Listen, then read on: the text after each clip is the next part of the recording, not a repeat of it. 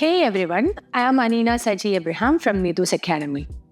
Are you struggling to build a strong rapport with patients during OET roleplay? Do you feel unsure about how to create a natural and comfortable interaction? Well, you are in the right place. In today's video, I'll take you through step-by-step techniques to build strong rapport with patients. By the end of this video, you will have the practical strategies to handle any kind of OET roleplay card. So let's get started. Building rapport is an essential skill in both real-life healthcare settings and an OET speaking module. This will help create a positive interaction, make the patient more comfortable, and at the same time, we can improve your score by demonstrating effective communication. In this video, I'll guide you through first, what rapport means in the OET roleplay. Second, why building rapport is important.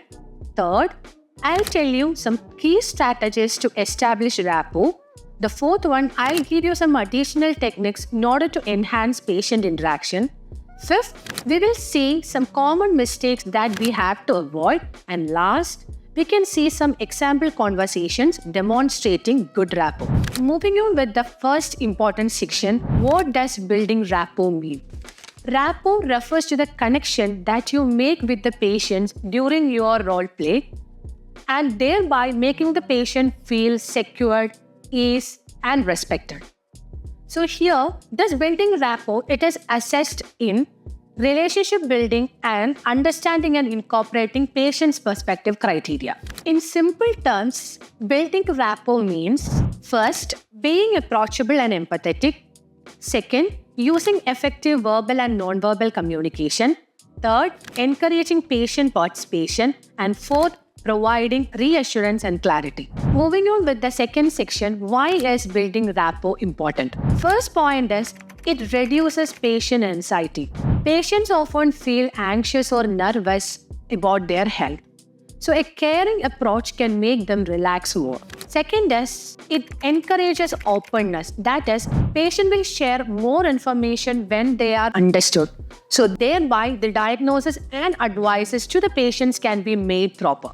Third, it can enhance the OET speaking score. A strong rapport can improve your fluency, coherence, and at the same time, patient interaction. The last point is, it reflects real-life healthcare skills.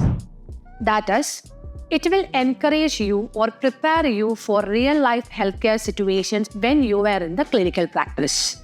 I think you understand everything till now. Moving on with the most important section, that is, key strategies to establish rapport. In that, the first step is begin with a warm and professional introduction.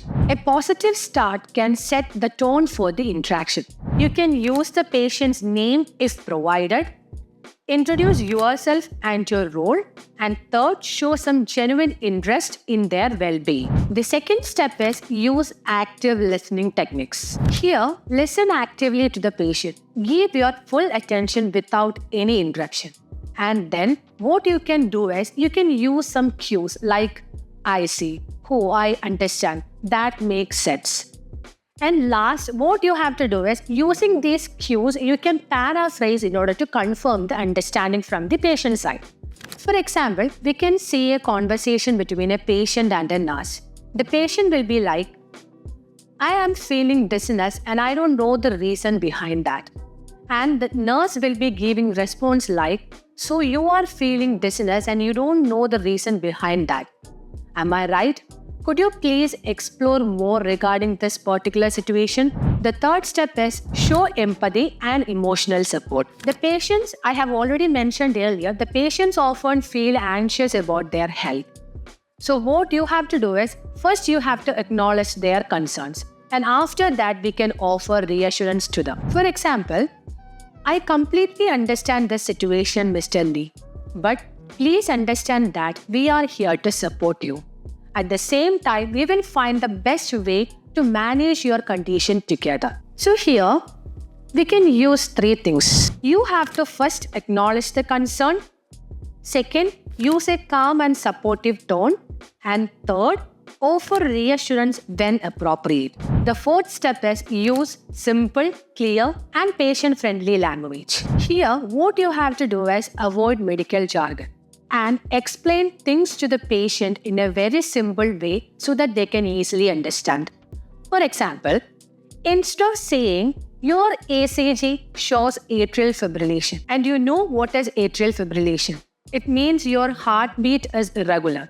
Instead of that, you can say that your test result shows that your heartbeat is not regular, which may be the reason for the dizziness. So, you have to make the patient understand that we are here to support you to manage the symptoms together. Here also, you have to keep 3 points in your mind. First is use layman's terms. Second, speak at a moderate pace. And last, check if the patient understands properly.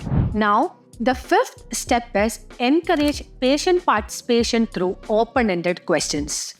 That is, instead of asking yes or no questions or closed-ended questions, you can ask the patient to share more details regarding their condition. For example, instead of asking, "Are you taking medications regularly?" you can ask the patient like, "Can you tell me how you have been taking the medications?" Here, you have to keep it in mind 2 points. First, it encourages detailed responses from the patient. Second, helps in gathering more useful information from the patient side. The sixth step is summarize and confirm understanding. So here, before concluding the role play, you have to summarize the key points to show that you have understood correctly. For example, so Mr. Peter, just to confirm, you have been experiencing dizziness mostly in the morning after taking the medications. Is that correct? So here, the first thing is you have to ensure clarity. Second, shows the patient that you are listening. Now, moving on with the fourth section, that is, I'll give you some additional techniques in order to enhance the patient interaction. So here, the first step is adjust your tone based on the patient's emotional state. Patients may express different emotions: fear, frustration, sadness, or even confusion. What we have to do is adjust your tone accordingly. For example, if a patient is nervous or anxious, you can say like, "I understand that you are feeling nervous regarding this particular surgery, and that is completely normal. What I can do is, I'll explain everything regarding this particular surgery. Thereby, you can know what to expect." So here, you have to keep it in mind 2 main things. First is, a calm and gentle tone reassures anxious patients. Second, a more energetic tone may be needed for motivating lifestyle changes. So the second additional technique is show respect and cultural sensitivity. As you know, patients come from diverse backgrounds. Being culturally sensitive helps in building trust. Here, you have to keep it in mind 3 key points. The first one is use polite and respectful language. Second, avoid making assumptions about beliefs or lifestyle. Third, adapt your communication style based on the patient's comfort level. For example, instead of saying you need to change some diet and exercise, you can say to the patient like, "Would you mind discussing some possible lifestyle changes that you can make so that you can improve your condition?" The third step is use gentle persuasions instead of giving direct orders. Here, rather than giving direct commands, frame advice which can make the patient feel involved. For example, instead of saying you must stop smoking immediately, rather you can say like, "Quitting smoking has a significant improvement in your health. So would you mind hearing some suggestions from my side so that you can make this process easier?" Now, the fourth and the last step, that is, end the conversation positively. A strong closing reassures the patient and at the same time leaves a lasting impression. Thank you for sharing all your concerns with me, Mrs. Brown. I would make sure this is informed to the doctor right away.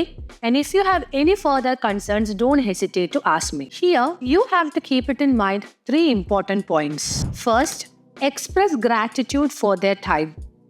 Second, reassure them that their concerns will be addressed properly. Third, encourage follow-up questions. Now, moving on with the fifth main topic, that is, what are the common mistakes that you have to avoid? The first one is speaking too fast or too slow. Second is using too much medical jargon. Third is failing to acknowledge the patient concerns.